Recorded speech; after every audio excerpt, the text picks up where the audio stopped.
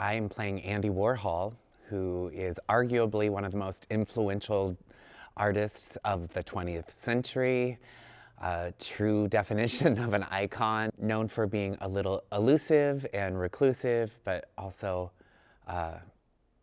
very famous and loved famous people. My character's name is Farhad. He's an Iranian young educated man.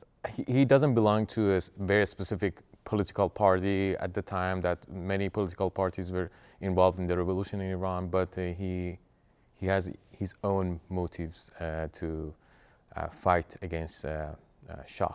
To prepare to play Andy, I did a lot of research. I watched every interview I could. While you can find lots of images of him, because he loved images, it's tough to find something that seems like the authentic self, because Andy's greatest work of art, he has often said, is himself.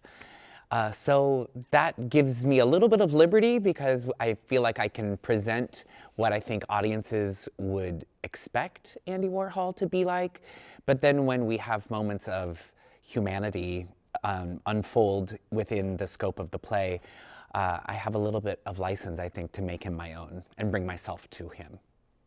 So it's interesting that this character is so very, very similar to me right now, because now we are in the middle of another revolution in Iran with some similarities and some differences. And I'm here, I left Iran to come here to study MFA in directing and start a new life. But now, because a lot of things, this recent movement that is happening in Iran, first female-led revolution, and we are fighting for women's rights and to change our country and have a free country.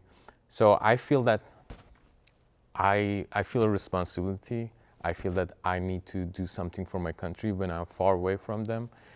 It's not easy. It's difficult for me to stay here, not be on the street with my people in Iran to fight for democracy. I feel that motivation that Farhad has. He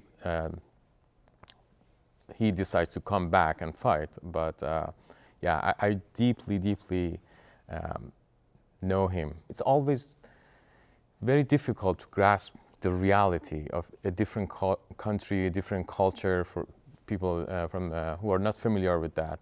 So I believe that theater is something that when we show the audience a close-up of a story, you know, and make them truly understand something very specific, and through that specificity, we let them to relate to something that's far away from them.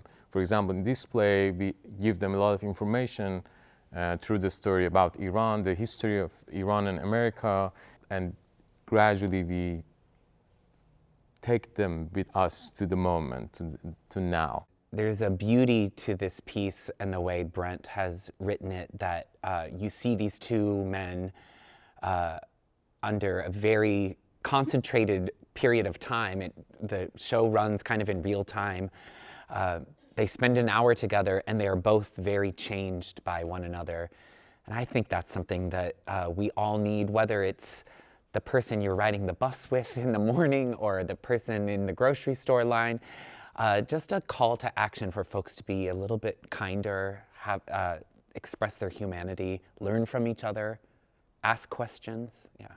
It's difficult actually to pay attention to a lot of news or events that are happening around us.